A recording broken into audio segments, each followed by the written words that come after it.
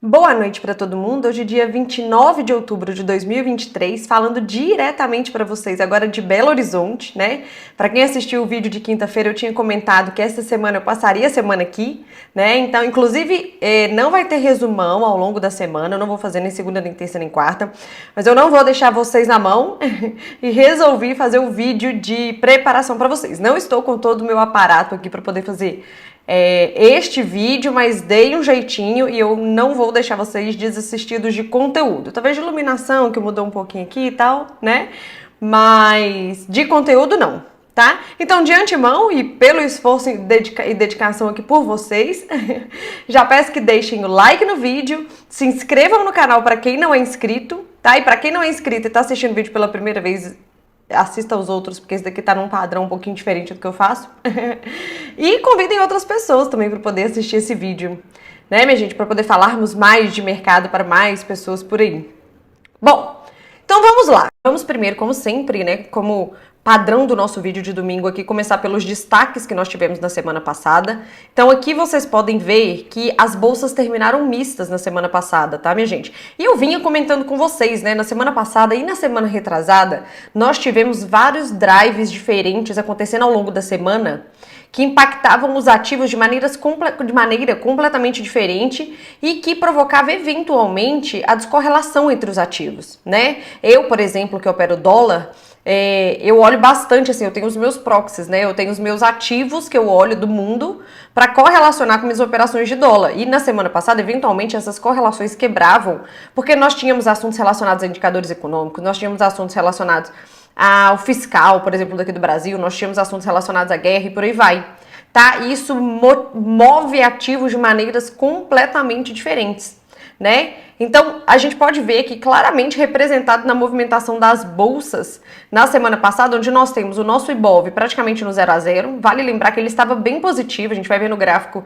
do slide abaixo, do próximo slide que eu vou mostrar para vocês, que o nosso Ibov estava bem mais positivo, mas uma fala relacionada ao fiscal do país, feita pelo presidente Lula na sexta-feira à tarde, acabou derrubando completamente a nossa bolsa, que virou para o negativo e acabou pesando consideravelmente na sexta-feira, tá? Mas nós tivemos a nossa bolsa aí no 0 a 0, o S&P pesando aí principalmente, né, tem vários drives envolvidos aqui, mas principalmente olhando para balanços, né? Nós vamos falar já aqui, mas balanços principalmente de empresas de tecnologia decepcionaram o mercado. E às vezes não foram nem necessariamente os balanços, foram as expectativas futuras que as empresas trouxeram, principalmente a Meta, tá? Que trouxe um balanço relativamente razoável, mas as suas expectativas futuras eram muito ruins, principalmente em relação a receitas relacionadas a anúncios, tá? E isso acabou derrubando as empresas de tecnologia do S&P, que acabou fazendo com que o S&P fechasse no negativo.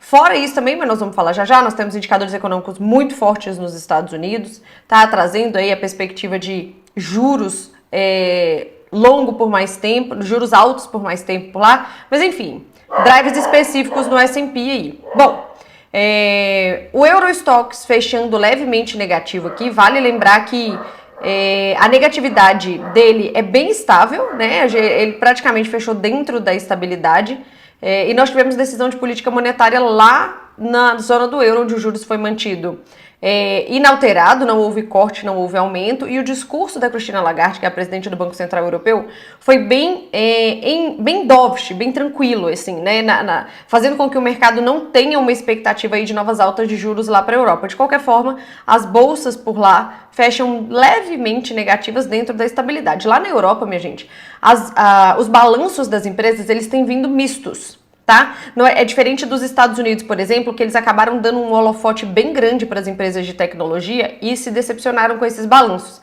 Na Europa, balanços, por exemplo, de empresas relacionadas a consumo de luxo, os balanços vieram bons, contaminando positivamente as empresas, mas as empresas de tecnologia e alguns bancos, por exemplo, lá no Reino Unido também, que não está no Eurostoxx, ok, mas só comentando com vocês também que esses balanços vieram ruins, contaminando negativamente aí as bolsas por lá, tá? Então nós tivemos balanços mistos na Europa, de certa forma, gerando volatilidade para cima, para baixo, enfim. De qualquer forma, Euro Stoxx dentro da estabilidade, levemente negativo, mas dentro da estabilidade na semana passada. O Xangai Composto aqui diferente, ele já tem uma positividade maior, tá? A gente estava surfando, de certa forma, essa positividade da China, mas a gente acabou descorrelacionando com a fala do presidente Lula na sexta-feira. Mas a China aqui, minha gente, está olhando principalmente para ela mesma, tá? Estímulos foram anunciados na semana passada relacionados principalmente à infraestrutura, tá? O governo chinês ele está disposto a romper o seu teto de meta fiscal, tá? Para estimular muito mais a economia da China, principalmente na área de imobiliária, né, que é a grande crise deles lá, e com o objetivo de atingir a meta de 5% do PIB para este ano, tá? Então, isso na semana passada trouxe uma certa positividade para as bolsas de lá e a gente vê reflexo no Xangai Composto, ok? Quando a gente olha para o dólar aqui, minha gente, nos emergentes, né, que a gente olha do Brasil, e eu trago aqui para vocês o do México, mas a gente olha outros também, o dólar tá fraco, aqui estava muito mais fraco, mas também com a fala do Lula, a negatividade do nosso dólar na sexta-feira foi embora, ele estava caindo mais de 1%, ou próximo de 1%, tá? E ele acabou virando para o positivo e ficando bem positivo, um pouco positivo na sexta-feira, por isso que a gente se descorrelaciona aqui dessa queda maior, por exemplo, que teve lá no dólar contra o peso mexicano, ok? E a sexta DXY aqui, mais uma semana que ela fica descorrelacionada dos emergentes, tá? Ela fecha aí com uma positividade, não é uma positividade tão pequena assim pro DXY, olhando vários pontos, né? Os pontos relacionados a balanço, pontos relacionados à guerra, os pontos relacionados aos juros, né? E por aí vai, e acaba deixando o dólar por lá mais positivo. O minério de ferro tem uma semana muito positiva olhando para esses estímulos da China, como vocês podem ver, tá? E o petróleo, ele realiza parte da alta proveniente da guerra, tá? Vale lembrar, minha gente, já trazendo aí elementos para essa semana, vale lembrar que neste fim de semana o exército de Israel já está entrando por terra na faixa de Gaza e a gente precisa ficar muito atento, principalmente na noite de hoje, quando alguns ativos já abrem, né? Se isso vai ou não fazer preço no mercado. Fato é que durante toda esta semana, na medida em que esta invasão por terra de Israel foi sendo adiada dia a dia, a gente teve uma realização do petróleo. Mas pode ser que o cenário desta semana mude completamente de novo. Tá certo? Bom, indo aqui agora para dando um zoom aqui no Brasil, né? Como sempre a gente olha o gráfico do mês, do Ibov e do dólar. E a gente pode ver que o Ibov, vamos falar primeiro do Ibov, em relação à abertura do início do mês de outubro, a gente tá aí negativo no mês, tá? A gente tava até positivo, só que se vocês olharem especificamente bem no finalzinho do gráfico na sexta-feira, a gente devolve boa parte da alta aí na sexta-feira. E o nosso dólar também, tá? A gente tá aí no mês negativo no dólar, visualmente dá pra ver, mas na sexta-feira a gente devolve boa parte dessa queda do mês e da semana, tá? E volta e positiva na própria sexta-feira, tá? Eu vou falar pra vocês de um modo geral, como teve muito drive, muita volatilidade semana passada e muitas movimentações pontuais, né? Eu trouxe para vocês dessa vez os elementos que motivaram as movimentações da bolsa, que impactaram as movimentações tanto da nossa bolsa quanto do nosso dólar pra gente comentando, tá? Então no primeiro bullet aí que eu coloquei para vocês, a gente tem aqui os balanços. Eu coloquei entre parênteses o destaque aqui pro o balanço da Meta, que acabou contaminando negativamente o mercado. Lá nos Estados Unidos, minha gente, também saiu o balanço da Amazon da semana passada. O balanço foi muito bom, muito bom. Mas isso não foi o suficiente para deixar as bolsas animadas por lá, ok? O mercado realmente ele tem reprecificado os lucros provenientes de inteligência artificial que fizeram que provocaram aí todo esse rally de empresas relacionadas à tecnologia na bolsa do S&P deste ano, né?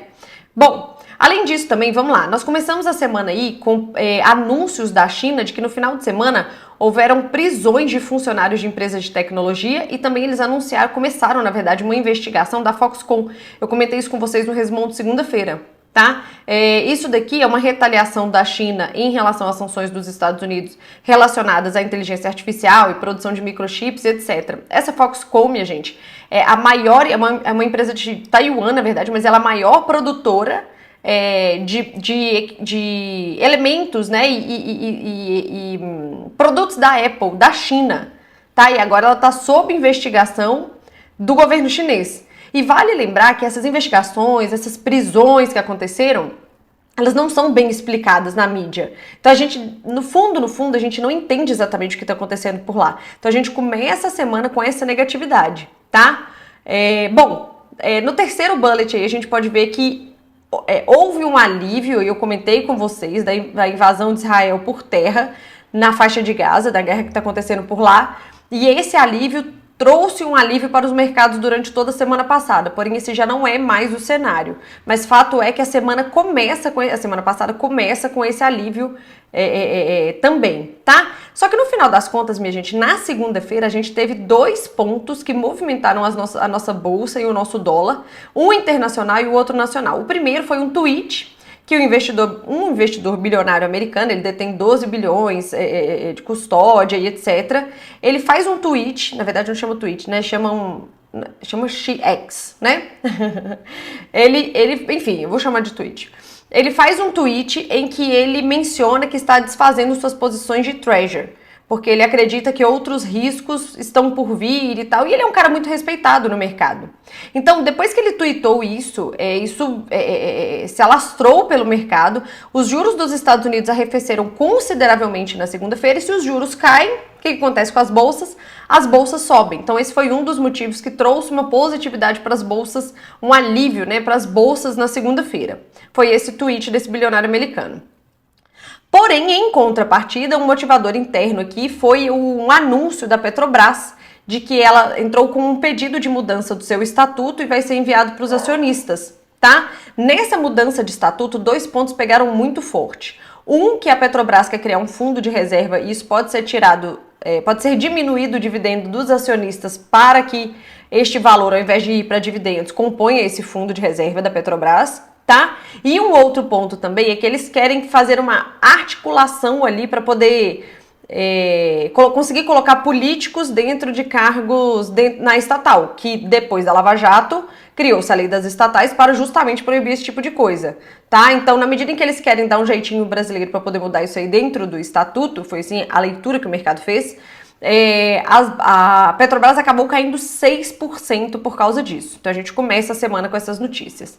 Tá? Bom, ao longo da semana, minha gente, nós tivemos aprovado aí em Brasília o projeto de taxação de fundos exclusivos e offshore, que é bom para o fiscal do país, e na verdade ele veio para compensar a aprovação da desoneração da folha de pagamento, que não é bom para o fiscal do país, tá? E também tivemos a apresentação do texto da reforma tributária. Vale lembrar, assim, o mercado viu isso tudo com bons olhos, tá? Significa que a agenda econômica lá em Brasília finalmente destravou, né? Ela estava andando a passos de tartaruga nos últimos meses.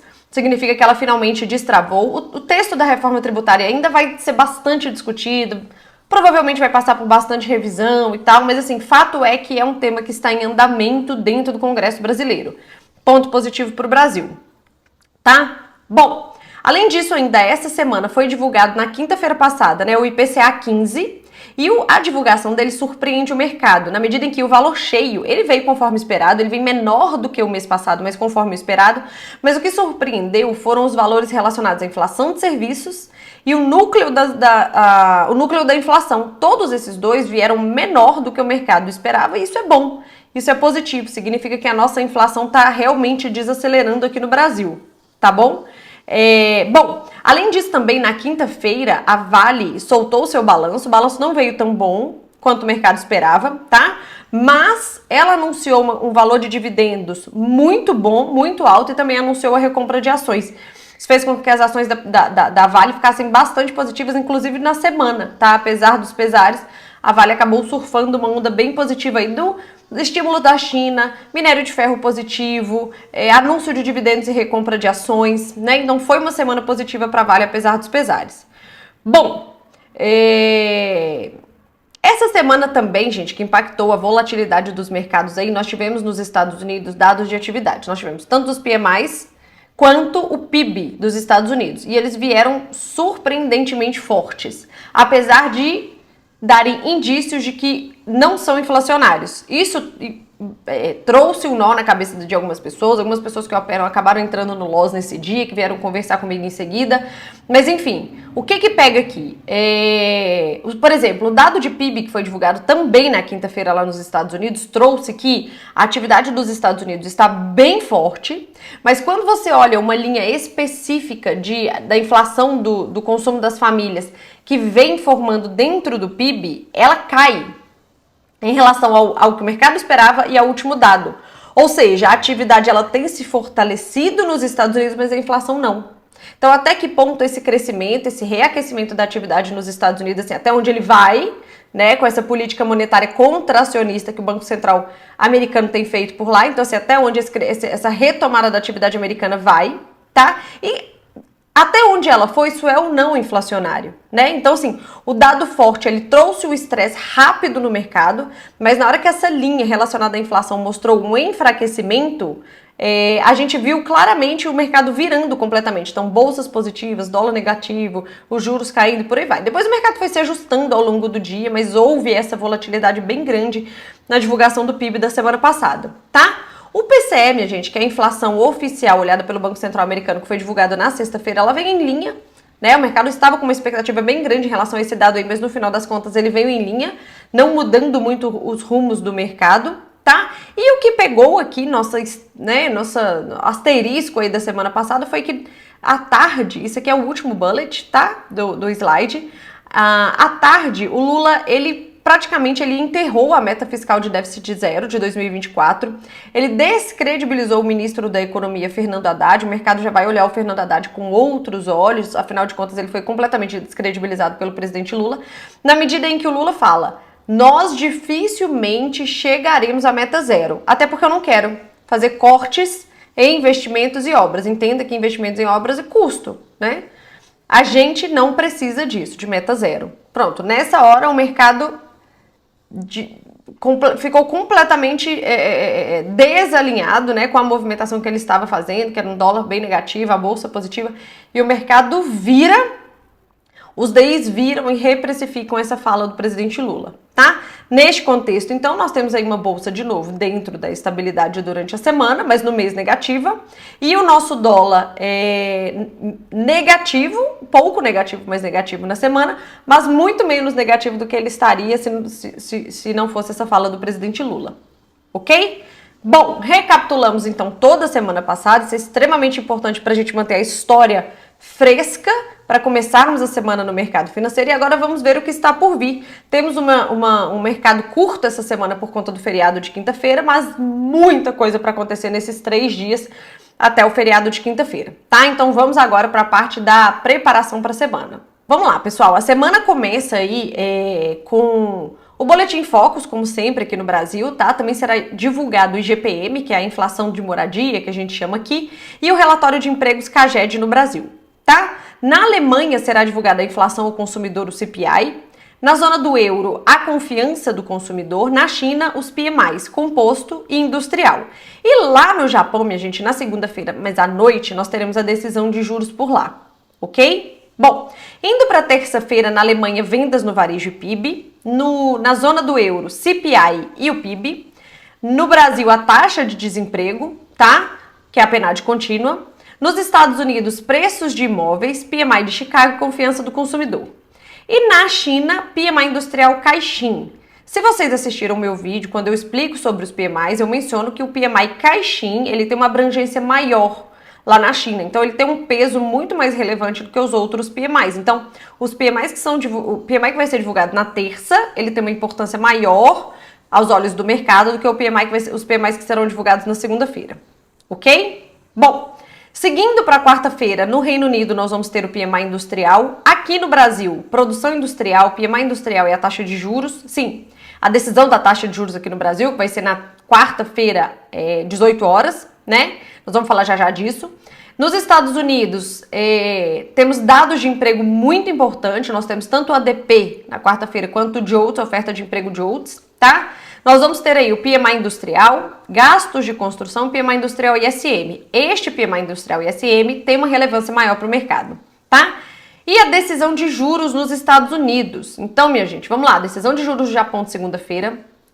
Decisão de juros, aqui a gente pode considerar a super quarta, é a chamada super quarta, né? Que é a decisão de juros tanto do Brasil quanto dos Estados Unidos. A expectativa dos Estados Unidos é que os juros seja mantido inalterado, tá? O mercado já precifica isto, mas o mercado vai querer saber o que o presidente do Banco Central americano, o Jerome Powell, tem a dizer sobre as expectativas futuras, porque toda vez que tem uma decisão de juros nos Estados Unidos, é divulgado logo em seguida um comunicado e depois o presidente do Banco Central americano, ele dá uma coletiva de imprensa e responde perguntas e respostas. Então o mercado estará muito mais interessado a essa parte do que a decisão de juros propriamente dita, se a decisão de juros não subir os juros por lá. Porque é isso que hoje o mercado precifica, tá? Já falando da decisão de juros aqui do Brasil, é dado um corte de 0,5 bips. Só que o mercado espera, e agora depois da fala do Lula, que atrapalhou bastante o fiscal, as expectativas em relação ao fiscal do país, o mercado espera que o Banco Central seja mais duro em relação a isso, tá? Em seu comunicado. Ele vai manter o corte de 0,5 bips, mas em seu comunicado ele pode trazer elementos mais fortes relacionados ao fiscal do país. Porque se o fiscal do país fica descontrolado, minha gente, o Banco Central não consegue cortar os juros tanto quanto poderia, tá? Ah, Fernanda, não entendo essa correlação. Vamos lá, vai lá no meu YouTube, no meu canal, eu fiz uma série de 4 aulas falando sobre mercado financeiro e a aula 3 é exatamente sobre isso. Então vai lá, gasta um tempinho nisso, vocês vão adorar essa aula, ficou bem legal, ficou bem didática, eu fiz tudo em formato de diagrama e essas correlações ficam muito claras depois que você assiste essa aula, tá? E para quem assistir, vai lá e me dá um feedback depois se gostaram. Ok? Então as expectativas são essas para a decisão de juros tanto do Brasil quanto dos Estados Unidos na quarta-feira. Tá? Na quinta-feira é feriado aqui no Brasil, mas vai sair o PMI industrial na zona do euro. Tem decisão de juros no Reino Unido, então semana recheada de decisão de juros mundo afora, tá, minha gente? Nos Estados Unidos, pedidos iniciais de seguro-desemprego, que sai toda quinta-feira. Custo unitário da mão de obra e encomendas à indústria. E na China vai sair o PMI de serviços Caixin, ok? Por fim, minha gente, na sexta-feira no Reino Unido sai o PMI composto e o de serviços e nos Estados Unidos é payroll, é dia de payroll, então muita atenção à sexta-feira também. Nós temos drives muito importantes lá nos Estados Unidos, tá? Nós temos aí decisão de juros, ADP, JOLTS, payroll, tá? Importante ficarem atentos a isso. PMI composto, PMI de serviços e o ISM também na sexta-feira, tá? Vamos ficar atentos, que ainda essa semana a gente tem a Petax daqui no dólar, tá? Sexta-feira é o último dia então nós temos, o último dia do mês não tem encerramento do contrato de dólar aqui no Brasil, não só no Brasil, mas a gente acompanha principalmente o Brasil. Em se tratando de balanços, teremos vários balanços aqui no Brasil. Eu trouxe um destaque para vocês aqui, que é o da Ambev, tá? Lá nos Estados Unidos, os balanços continuam sendo divulgados por lá também, mas eu vou destacar para vocês a Apple. Ainda mais que o mercado tem olhado um pouco mais azedo aí para os balanços relacionados a empresas de tecnologia por lá. Vamos ficar atentos às guerras, coloquei esse destaque para vocês aqui, a guerra de Israel, a guerra da Rússia com a Ucrânia, a crise imobiliária da China, né? O fiscal daqui do país, agora a gente precisa ficar atento a highlights que possam sair em relação a este tema, tá? E a dívida pública lá dos Estados Unidos também, que tem dado o que falar, e essa semana tem dados relacionados a isso, tá? Então a gente precisa ficar atento à divulgação desses dados também, que se eu não me engano são na sexta-feira. Ok? Bom, então é isso. De antemão, desejo uma excelente semana para todo mundo, uma semana mais curtinha, né? Fechamento de mês para quem opera, início de um novo mês para quem opera, tá? Então desejo ótimos dias de operação por aí. Reforço que não vai ter resumão essa semana, tá? Eu vou ver se eu volto com a preparação no domingo que vem pra gente poder fazer uma retrospectiva da semana inteira e poder começar a semana seguinte de novo aí com tudo em dia. Tá bom? Mas, minha gente, estou por aqui. Se vocês tiverem dúvidas, comentários, eu acho legal. Eu troco ideia com várias pessoas aí no direct, principalmente do Instagram. Podem me chamar lá que eu tô à disposição, tá? E, de novo, uma boa semana para todo mundo. Vejo vocês aí na preparação. Vou tentar na preparação da semana que vem. Beijo. Tchau.